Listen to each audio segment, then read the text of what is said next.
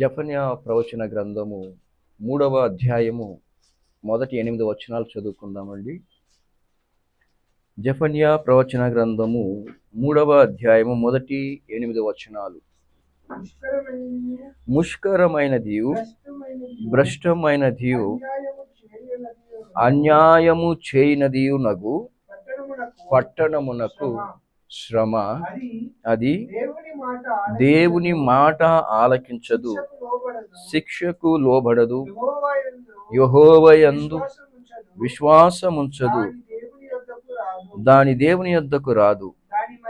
దాని మధ్య దాని అధిపతులు గర్జన చేయు సింహములు, దాని న్యాయాధిపతులు రాత్రియందు తిరుగులాడుచు తెల్లవారు వరకు ఎరలో ఏమీయు మిగలకుండా భక్షించు తోడేళ్లు, దాని ప్రవక్తలు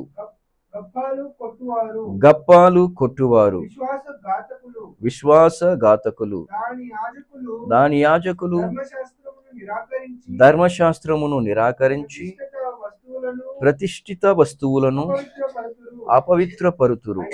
అయితే న్యాయము తీర్చు యెహోవా దాని మధ్యనున్నాడు, ఆయన అక్రమము చేయువాడు కాడు. అనుదినము తప్పకుండా ఆయన న్యాయ విధులను బయలుపరచును. ఆయనకు రహస్యమైనది ఏదియు లేదు. అయినను నీతిహీనులు సిగ్గెరుగరు. నేను అన్యజనులను నిర్మూలము చేయగా వారి కోటలను పాడగును. ఒకడైనా సంచరించకుండా వారి వీధులను పాడు చేసి ఉన్నాను.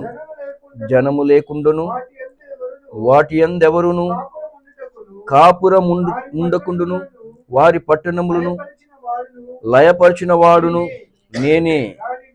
దాని విషయమై నా నిర్ణయం అంతటి చొప్పున నీ నివాస స్థలము సర్వనాశనము కాకుండునట్లు నా యందు భయభక్తులు కలిగి శిక్షకు లోబడుదురని నేను అనుకొంటిని.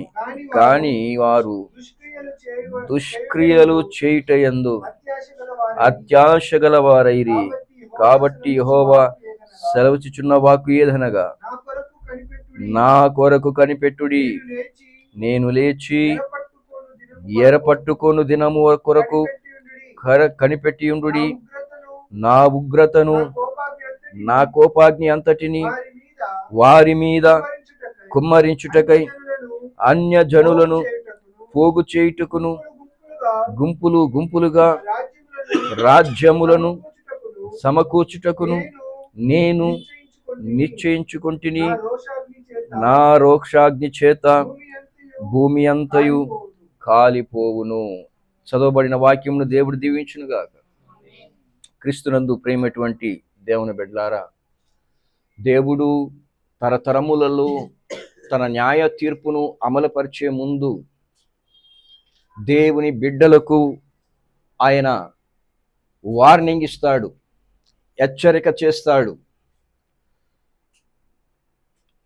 ఆ హెచ్చరికలలో దేవుని బిడ్డలు మేల్కొని దేవుని యొక్క న్యాయ తీర్పు ఉన్నది అన్నటువంటి సంగతిని గుర్తించి దేవుడు చెప్పిన కార్యమును ఆయన నెరవేరుస్తాడు అన్నటువంటి విషయమును ఎట్టి పరిస్థితిలో కూడా నిద్రలో కూడా మనము మర్చిపోకూడదు. ఇక్కడ ఇశ్రాయేలు ప్రజలకి దేవుడు రానయ్యున్నటువంటి న్యాయ తీర్పును గురించి వారిని హెచ్చరించాడు. ప్రజల యొక్క పరిస్థితి ఎలాగుంది అంటే, మీరు చూడవచ్చు, తరతరములలో మనుషుల యొక్క ప్రవర్తనను చూసినప్పుడు దేవుడు తన హృదయములు నొచ్చుకొని వారి యొక్క హేయ క్రియలను బట్టి తన యొక్క న్యాయ తీర్పుని భూమి మీదకి పంపించాడు అని మనం చూస్తున్నాం. ఉదాహరణకు నోవాహు దినములలో ఉన్నటువంటి ప్రజల యొక్క పరిస్థితి, సొదొమ గొమొర్రా పట్టణములో ఉన్నటువంటి ఆ యొక్క ప్రజల యొక్క పరిస్థితి, యూదా వారి యొక్క పరిస్థితి, ఇశ్రాయేలు ప్రజల యొక్క పరిస్థితి, ఒక్కొక్క తరములో వారి యొక్క ప్రవర్తనను బట్టి దేవుడు వారి మీదికి న్యాయ తీర్పుని తీసుకువచ్చాడు అని మనం చూస్తూ ఉన్నాం.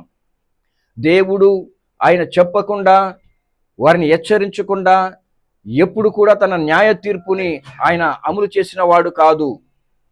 నోవాహు 120 సంవత్సరములు దేవుని యొక్క న్యాయ తీర్పును గురించినటువంటి సువార్తను లోకం మీద ప్రకటించాడు.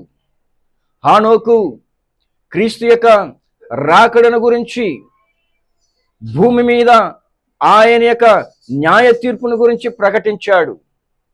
తరతరములలో దేవుడు తన న్యాయ తీర్పును గురించి ప్రకటించినప్పుడు ప్రజలు దేవుని యొక్క మాటను లోబడి వారు భయపడుతూ మరి ఆ యొక్క న్యాయ తీర్పు వారి మీదకి రాక మునిపే తమ్మును తాము మార్చుకోవలసినటువంటి స్థితిలో ఉన్నారు. అయితే మనము తరతరములలో మనం చూసుకుంటే వారందరూ కూడా దేవునిని ధిక్కరించటానికి, దేవుని న్యాయ తీర్పుని వారు మరి లెక్క చేయకుండా ఉండటానికి గల కారణం ఏంటి అని ఆలోచన చేస్తే, లోకములో జరుగుతున్నటువంటి ఈ లోక సంబంధమైన అలవాటులు, ఈ లోక సంబంధమైన జీవితము, క్రీస్తునందు ప్రియమైనటువంటి దేవుని బిడ్డలారా, నోవాహు దినములలో మనం చూడగలిగితే ఆ ప్రజలకు వారి యొక్క జీవితంలో ఏ లోటు లేకుండా, ఎటువంటి కొరత లేకుండా, సస్యశ్యామలంగా ప్రజలు ఎటువంటి భయం లేకుండా, ఎటువంటి మరి దిగులు లేకుండా తమ యొక్క జీవితాన్ని సురక్షితముగా ఉన్నది అనుకుంటూ బ్రతికిన వారు. దేవుడంటే ఆయన ఉన్నాడు, ఆయన వలన మనమందరము కూడా బ్రతుకుతున్నాము అన్న విషయమును వారు మర్చిపోయారు. తమకున్న జ్ఞానము, తమకున్నటువంటి చదువు, తమకున్నటువంటి తెలివితేటలు, వీటిని బట్టి వారు దేవుడు అనబడిన వాడి యొక్క సహాయము మాకు అవసరం లేదు, ఏమి కావాలైనా మేమే సంపాదించుకోగలిగిన జ్ఞానం ఉన్నది, సామర్థ్యం ఉన్నది అన్నట్టుగా వారు ప్రవర్తించారు.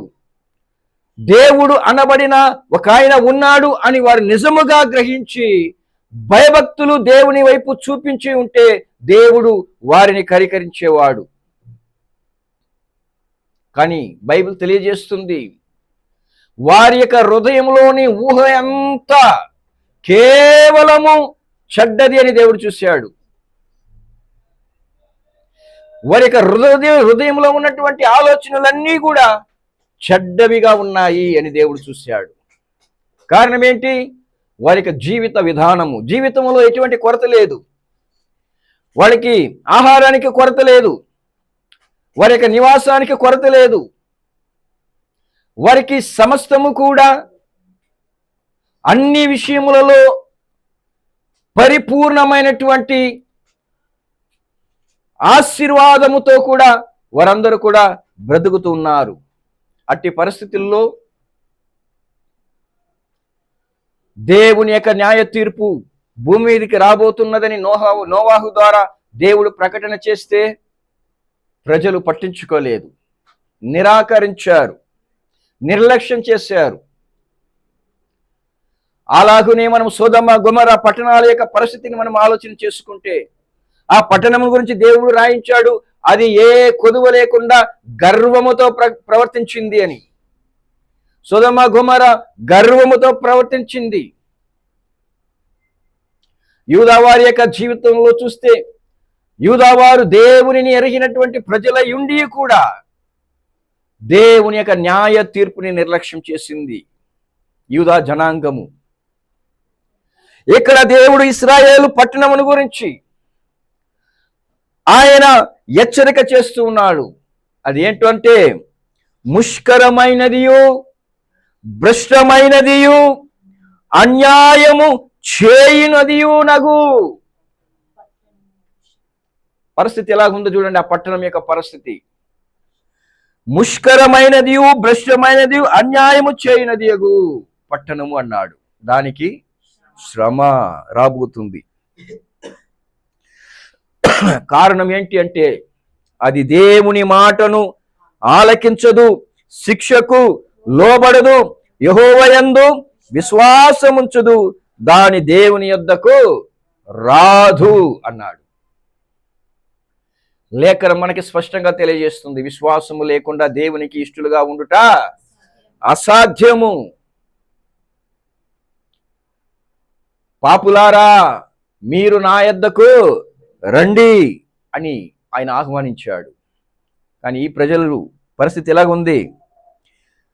దేవుని మాట ఆలకించదు, శిక్షకు లోబడదు, యెహోవాయందు విశ్వాసముంచుదు, దాని దేవుని యొద్దకు రాదు. అంటే వారి యొక్క కఠిన పరిస్థితి, వారి యొక్క హృదయము ఎంత కఠినపడిపోయి ఉంది, ఎంత బండబారిపోయి ఉంది అన్న విషయము మనం అర్థం చేసుకోవాలి. ఇంతకీ వారు దేవుని బిడ్డలేనా అంటే అవును, దేవుని బిడ్డలే. దేవుని బిడ్డలై ఉండి దేవుని గురించి బాగుగా ఎరిగి ఉండి వారు దేవుని మాటను ఆలకించలేదు, శిక్షకు లోబడలేదు, యెహోవాయందు విశ్వాసముంచలేదు, దేవుని యొద్దకు రాలేదు అని దేవుడు మరి తెలియజేస్తున్నాడు. కారణం ఏంటంటే దాని మధ్యలో ఉన్నటువంటి ప్రజల యొక్క పరిస్థితి ఇలాగుందంట. అధిపతులు గర్జన చేయు సింహములు, గర్జన చేయు సింహములు. వారు భక్షించే సింహములు కాదు. ఏం సింహాలు అయ్యి? గర్జించే సింహాలు. ఆ గర్జించే సింహాలు ఎవరి యొక్క తత్వం తెలుసా? అపవాది యొక్క తత్వం. భయపెడతారు కానీ వారు మాత్రం భయపడరు. దేవునికి భయపడరు కానీ భయపెడతారు. దేవుని గురించి చెప్పి భయపడతారమ్మ కానీ వారు మాత్రం భయపడరు. అలాంటి వారిని గురించి దేవుడు అన్నాడు, వీరు మోయలేని భారములను మీ మీద మోపుదురు గాని తన వేలుతోనైనా వాటిని కదిలింపరు అన్నాడు. వీళ్ళని గురించే చెప్పాడు. ఎవరు వీళ్ళు? వీరు చెప్పుదురు గాని చేయరు. ఎవరు వీళ్ళు? అధిపతులను చెప్పుకునేవారు. క్రీస్తునందు ప్రేమటువంటి దేవుని బిడ్డలారా, ఇశ్రాయేలు ప్రజల యొక్క పరిస్థితిని గురించి దేవుడు ఇక్కడ తెలియజేస్తూ ఉన్నాడు. మీ విరోధి అయినటువంటి అపవాది ఎవరిని మృంగుదుమానని గర్జన చేయుచు తిరుగుచున్నాడు. వీళ్ళెవరు మరి? అపవాది సంబంధులు. మీ అధిపతులు గర్జన చేయు సింహములు. అంటే వారు దేవుని గురించి బోధిస్తారు కానీ వారు మాత్రం దేవుని వాక్యం ప్రకారం ప్రవర్తించారు. అపవాది కూడా వాక్యాన్ని బోధిస్తుంది కానీ వాక్యం ప్రకారం అది బ్రతుకదు. అంటాడు, దాని న్యాయాధిపతులు రాత్రియందు తిరుగులాడుచు తెల్లవారు వరకు ఎరువులో ఏమీ మిగలకుండా భక్షించు తోడేళ్ళు అన్నాడు.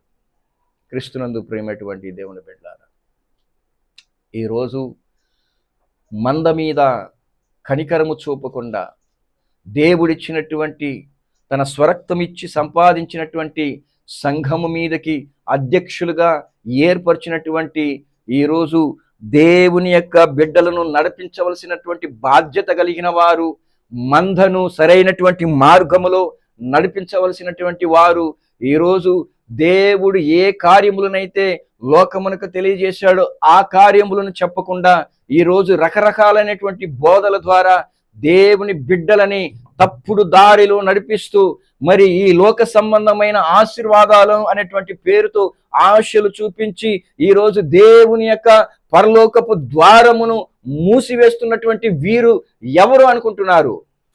ఈ జాబితాకి చెందిన వారే. ఈరోజు కానుకల పేరుతో మనుషులను భక్షిస్తున్నారు, కానీ మంద మీద ఇంత కూడా కనికరము చూపించేవారు కాదు. ఈ మధ్య కాలంలో విన్నటువంటి ఒక సాక్ష్యం ఏంటంటే, సంఘములో కాపర్లనబడిన వారు ఎప్పుడు చూసినా దశమ భాగాలను గురించే ప్రతి వారం, ఒక్క వారం తప్పకుండా దశమ భాగాల గురించే ప్రకటన చేస్తూ ఉంటారు, కానుకలను గురించే ప్రకటన చేస్తూ ఉంటారు. ఒక్క వారం తప్పకుండా ఈ విధంగా మరి ప్రతి వారము దశమ భాగాల గురించి, కానుకల గురించే మాట్లాడుతూ ఉంటారు అని విడబడ్డాను. నిజంగా అది ఎంత బాధాకరమైనటువంటి ఒక సంగతి ప్రియులారా. మీరు దేవుని బిడ్డలను, ఆ మందను కాయుటకే మీరు ఉన్నారు.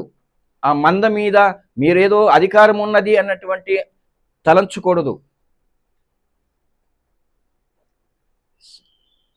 మనము భక్తుల గురించి మనం చేసుకున్నప్పుడు భక్తులే వారి యొక్క జీవితంలో దేవుని మంద మీద వారు భారమును ఉంచలేదు అని చెప్పారు. మీ మీద నేను ఏ భారమును ఉంచలేదు అన్నారు. నా స్వహస్తములతో కష్టము చేసి నేను సంపాదించిన దానిని నేను మీ కొరకు ఖర్చు పెట్టాను అంటాడు. క్రీస్తునందు ప్రియమైనటువంటి దేవుని బిడ్డలారా, ఈరోజు ఎక్కువ శాతం ఇటువంటి బోధలు రాగా దేవుని యొక్క న్యాయ తీర్పును గురించి లోకం మర్చిపోయింది. దేవుని యొక్క తీర్పును గురించి లోకం మర్చిపోయింది. ఈరోజు ఇటువంటి బోధల ద్వారా ఆకర్షింపబడి, కింద అంటాడు చూడండి, దాని ప్రవక్తలు గప్పాలు కొట్టువారు. వీళ్ళకి ఏ అర్హత లేకపోయినా, వీళ్ళ వల్ల ఏమి చేయలేకపోయినా, వీళ్ళ వలన ఏమి చేయలేరు అన్నది వాక్యం ఎరిగిన వారికి తెలుసు. అయినా వీళ్ళేం చెబుతారో తెలుసా? దేవుడు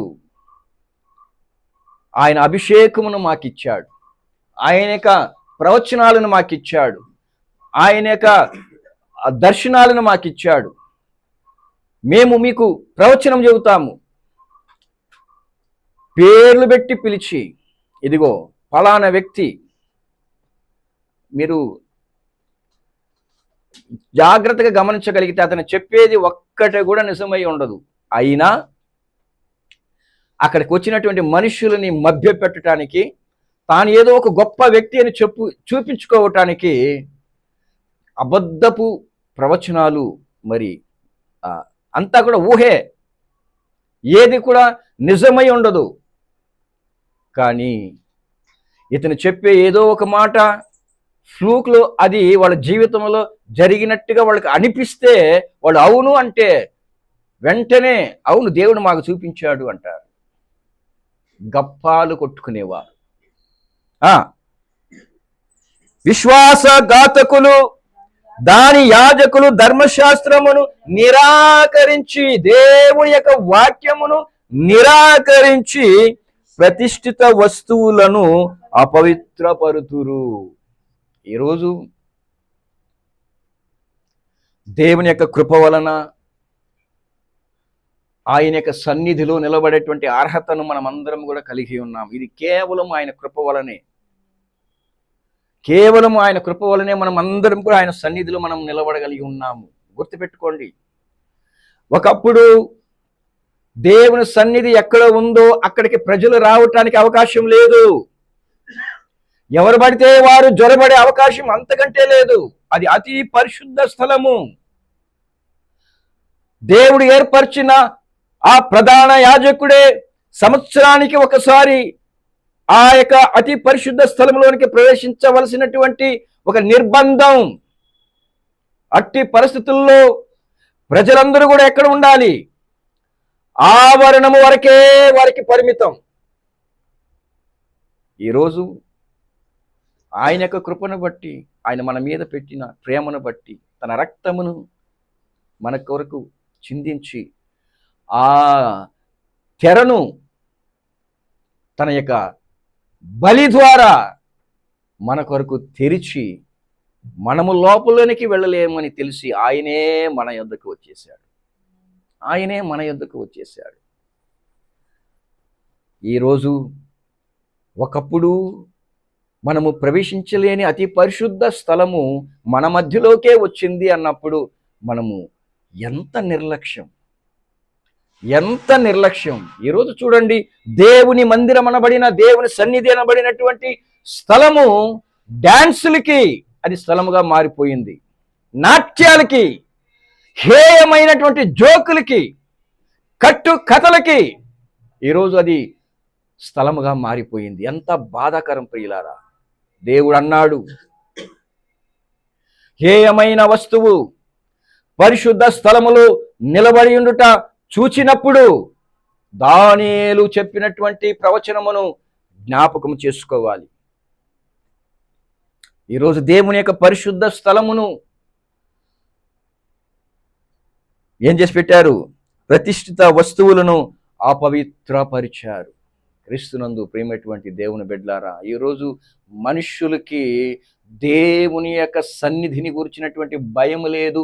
అంతకంటే ఆయన యొక్క న్యాయ తీర్పుని గురించి అస్సలు జ్ఞాపకమే లేదు. మర్చిపోయారు. ఆయన న్యాయ తీర్పుని గురించి మర్చిపోయారు. యేసు ప్రభు చెప్పాడు, ఎవ్వడును మిమ్మును మోసపరచుకోకుండా మిమ్మును మీరే జాగ్రత్తగా చూచుకొనుడి అన్నాడు. ఎవ్వడును మిమ్మును మోసపరచకుండా మిమ్మును మీరే జాగ్రత్తగా చూచుకొనుడి. ఎందుకంటే నేను వెళ్ళిపోయిన తరువాత క్రూరమైన తోడేళ్ళు మీ మధ్యలోకి వస్తాయి. వారు మందను కనికరింపరు, భక్షిస్తారు.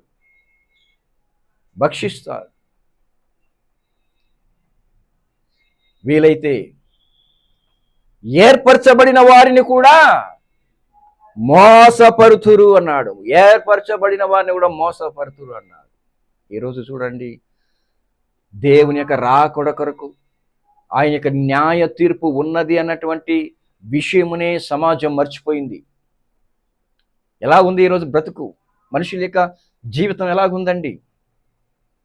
లోక సంబంధమైనటువంటి ఆశలు, లోక సంబంధమైన జీవితం, ఈ లోక సంబంధమైన ఆశీర్వాదాలు, ఈ లోక సంబంధమైనటువంటి వాటితో వారి యొక్క మనసంతా కూడా నింపుకొని ఈరోజు దేవుడు ఈ క్షణము మన మధ్యలో ఆయనకు రాకడ ఉంటే ఏమవుతాది అన్నటువంటి విషయమునే మర్చిపోయారు. ఎక్కడ పట్టిన డాన్సులతో వర్షిప్ అట, ఎక్కడ పట్టిన మ్యూజిక్లతో వర్షిప్, పనికిరాని పిచ్చి పాటలను కల్పించుకొని మేము దావీదు వలె వాయిద్యములను వాయించుదము అని అనుకుంటారట. ఎంత భయంకరమైన ఒక పరిస్థితి సమాజంలో నెలకొంది అన్న విషయమును దేవుడు మరలా మనకి జ్ఞాపకం చేస్తున్నాడు. ప్రియులారా, ఈ భూమి మీద దేవుడు ఏర్పరిచినటువంటి తీర్పు అన్నది ఖచ్చితంగా నెరవేరబోతుంది, జరగబోతుంది. అది ఆయన రాకడైనా కావచ్చు, మన యొక్క పోకడైనా కావచ్చు. వీటి మధ్యలో మన జీవితాన్ని మనము దేని వైపు వెళుతున్నాం, మన యొక్క జీవితం దేని వైపు కట్టుకుంటున్నాం, దేని మీద కట్టుకుంటున్నాం అన్న విషయము ప్రతిరోజు కూడా మనము జ్ఞాపకం చేసుకొని ప్రతిరోజు కూడా మెలకువతో ఉండాలి. ప్రియులారా, ఈ లోకం ఏదో ఒక విషయంలో మనల్ని లాగుతుంది. ఈ లోకం ఏదో ఒక కార్యంలో మనల్ని దేవుని యొద్ద నుండి దూరం చేసే ప్రయత్నం చేస్తూ ఉంటది. గుర్తుంచుకోండి, మనం ఏది చేసినా విమర్శలో తప్పించుకునే అవకాశమే లేదు. బైబిల్ సెలవిస్తుంది. కొరింథీయులకు రాసిన 2వ పత్రిక 5వ అధ్యాయము 10వ వచనము, ఎందుకనగా తాను జరిగించిన క్రియల చొప్పున అవి మంచివైనను చెడ్డవైనను దేహముతో జరిగించిన వాటిని ఫలమును ప్రతివాడును పొందునట్లును మనమందరమును క్రీస్తు న్యాయపీఠము ఎదుట ప్రత్యక్షము కావాలి. గుర్తుపెట్టుకోండి, ఇది ఎప్పుడు జరుగుతుంది? అది ఆయన రాకడైనా కావచ్చు, మన యొక్క పోకడైనా కావచ్చు. అందుకే పరిశుద్ధాత్మ దేవుడు లేఖనములో మనకి మనల్ని హెచ్చరించడానికి ఈ మాటను రాయించాడు. హెబ్రీయులకు రాసిన పత్రిక 9వ అధ్యాయము 27వ వచనము, మనుష్యులొక్కసారే మృతి పొందవలనని నియమింపబడెను, ఆ తర్వాత తీర్పు జరుగును అన్నాడు. మనుషులు ఒక్కసారేనండి మరణించేది. ఈరోజు మరణించి నేను వేరొక జన్మాన్ని తాల్చుకొని వస్తాను అంటే అది అమాయకత్వం. అసలు దేవుని యొక్క న్యాయ తీర్పుని గురించి ఎరగనటువంటి అమాయకులు మాట్లాడుకునే మాటలు అవి. మనుషులందరూ కూడా ఒక్కసారే మృతి పొందాలి, ఒక్కసారే మృతి పొందాలి. ఆ తర్వాత న్యాయ తీర్పు ఉన్నది, గుర్తుపెట్టుకోవాలి. ఈరోజు ఈ క్షణము నేను మరణిస్తే ఆయన తీర్పులోనికి నేను నిలబడాలి, ఆయన తీర్పులోకి వచ్చి నేను నిలబడాలి. అప్పుడు నేను జరిగించిన కార్యములన్నీ కూడా నా ఎదుట మనమైనా మర్చిపోతాం కదండి. నిన్న ఏం జరిగిందో ఈరోజు మనకు గుర్తుండదు, ఈరోజు జరిగింది రేపు మనకే గుర్తుండదు. అయితే దేవుడు ఆయన నీవు పుట్టినది మొదలుకొని నీ మరణము వరకు నిన్ను గూర్చినటువంటి నీ దినములన్నీ కూడా ఆయన గ్రంథములో లిఖించి ఉన్నాడు. గుర్తుపెట్టుకో, నువ్వు మర్చిపోవచ్చేమో కానీ ఆయన మర్చిపోడు. ఎవరితో నీవు ఎలా మాట్లాడావు, ఎవరిని గురించి ఎలా మాట్లాడావు, ఎవరిని గురించి ఎలా ఆలోచించావు, ఎవరితో నువ్వు ఏ తప్పు చేశావు, ఎవరితో నీవు ఏ కార్యాలు చేశావు, సమస్తము కూడా ఆయన నీ ఎదుట చూపిస్తాడు. అవి మంచివైనా కానీ చెడ్డవైనా కానీ నువ్వు చేసిన మంచి కార్యాలు చూపిస్తాడు, నువ్వు చేసిన చెడ్డ కార్యములు కూడా చూపిస్తాడు. గుర్తుపెట్టుకోవాలి, మనం మర్చిపోకూడదు. మన తత్వం అప్పుడప్పుడు మర్చిపోతూ ఉంటాం. దేవుడు అందుకే హెచ్చరిక చేస్తూ ఉన్నాడు. మనుషులందరూ మృతి పొందుతారు, మృతి పొందాలి. ఎవరు కూడా నేను ఇంకా 100 సంవత్సరాలు బ్రతకతాను అని చెప్పడానికి ఏం మనుషుడు కూడా శక్తి లేనివాడు, జ్ఞానము లేనివాడు. అవునా? లేఖనం సెలవిస్తుంది, మనుషులకి మరణము తప్పదు. ఒకరోజు మరణము మనల్ని సంధిస్తూ ఉంది. అప్పుడు ఒక్కసారి నువ్వు ఆలోచన చేసుకోవాలి, నిజముగా నా జీవిత కాలంలో నేను ఎలా బ్రతికాను, ఇంతకాలం నేను దేవుని యొక్క తీర్పుని గురించినటువంటి భయముతో నేను బ్రతికానా, ఇంతవరకు నా జీవితంలో మంచి కార్యాలు ఎన్ని చేశాను అని మనము ప్రతిరోజు కూడా ఎదురు చూస్తూ ఉండాలట. బైబిల్ సెలవు చేస్తుంది, చదవండి.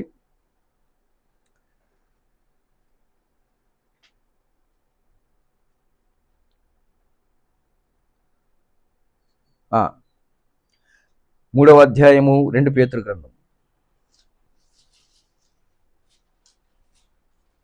3వ అధ్యాయం 12వ వచనము.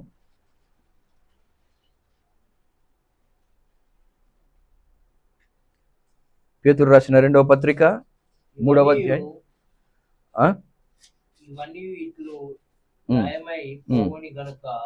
ఆకాశములో రవులుకొని లయమైపోనట్టు పంచభూతములు మహావేంద్రముతో కరిగిపోనట్టు దేవుని దినపు రాకడ కొరకు కనిపెట్టుచు దానిని ఆశతో ఆపేక్షించుచు మీరు పరిశుద్ధమైన ప్రవర్తనతోనూ భక్తితోనూ ఎంతో జాగ్రత్త గలవారై ఉండవలేను అని దేవుని వాక్యము మనలను హెచ్చరిస్తున్నది. ప్రియులారా, ఆయన తీర్పును గురించి తెలుసుకున్న తర్వాత, ఆయన తీర్పును గురించి మనకు ప్రకటన చేసిన తరువాత ప్రతిరోజు దేవుని బిడ్డలు దేవుని దినపు రాకడ కొరకు కనిపెట్టుచు అన్నాడు. దేవుని దినపు రాకడ కొరకు కనిపెట్టుచు. మన మనసారా మనమందరం కూడా ఒకసారి ఆలోచన చేసుకుందాం. ఈ ఆలోచన మనలో ఎంతమందికి ఉంది? దేవుని రాకడ అన్నది ఒకటి ఉంది, అది ఏ క్షణమో మనకు తెలియదు అని ఎంతమంది ప్రతిరోజు మనం ఆలోచన చేసుకుంటున్నాం? చెప్పండి. మన జీవితం ఏదో ప్రకారంగా కొనసాగుతుందా, లేదా ఆయన రాకడ అన్నది ఒకటి ఉంది, దాని కొరకు నేను సిద్ధపడాలి, దాని కొరకు నేను బ్రతకాలి, దాని కొరకే నేను బ్రతకాలి అని ఎంతమంది ఆలోచన చేసుకుంటున్నాం? మనకు ఆలోచన ఉందా? అసలు గుర్తుకుందా? ఆయన రాకడని గురించి గుర్తుందా? అందుకే పేతురు ఉన్నాడు. ఏమన్నాడు తెలుసా? చదవండి. అదే 3వ అధ్యాయము 10వ వచనం ఉండి చూడండి. ప్రభువు దినము దొంగ వచ్చినట్లు వచ్చును. ఆ దినమున 8 చూడమ్మా. ప్రియులారా, మర్చిపోవద్దు. ఏమంటే ప్రభు దృష్టికి ఒక దినము 1000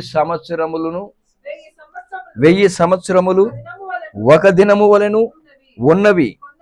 కొందరు ఆలస్యము మర్చిపోయారు, కొందరు ఆలస్యము అని ఎంచుకొనున్నట్లు ప్రభువు తన వాగ్దానమును గూర్చి ఆలస్యము చేయువాడు కాడు, కాని ఎవడును నశింపవలనని ఇచ్చయింపక అందరూ మారు మనసు పొందవలనని కోరుచు మీ ఎడల దీర్ఘశాంతము గలవాడై ఉన్నాడు. ఇది గుర్తుపెట్టుకోవాలి మనం.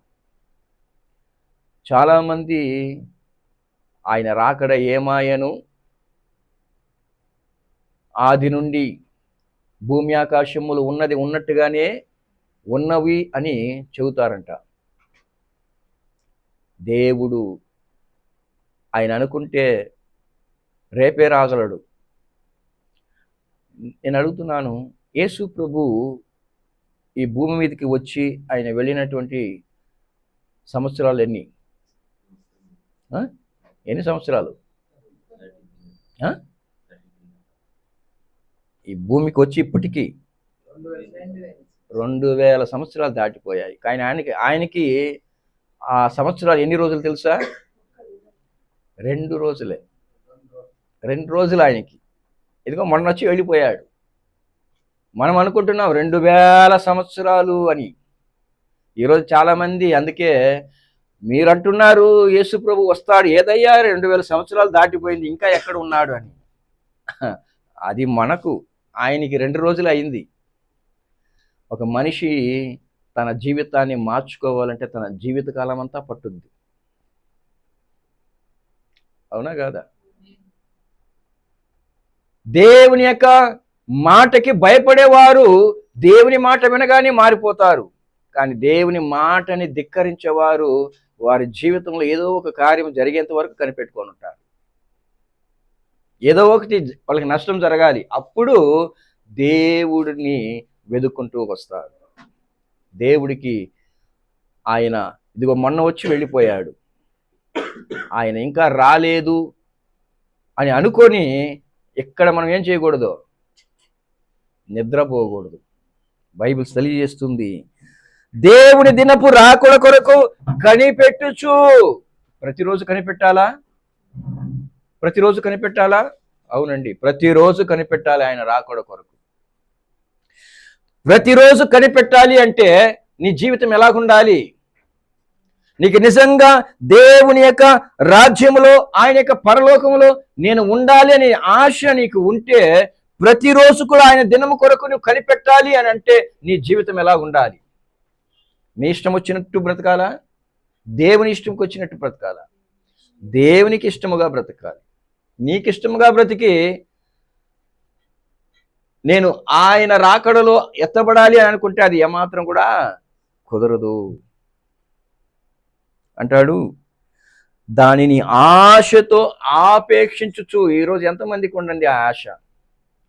నేనంటాను, కొంతమందికి ఏమని ఆలోచన ఉంటుందంటే, ప్రభువా ఎలాగో నీ రాకడన్నది నిజమే, ఈలోపు నేను ఈ లోకంలో నాకు ఇష్టమైనవన్నీ కూడా జరిగించి, నాకు ఇష్టమైనవన్నీ కూడా నేను సంపూర్తిగా అనుభవించి,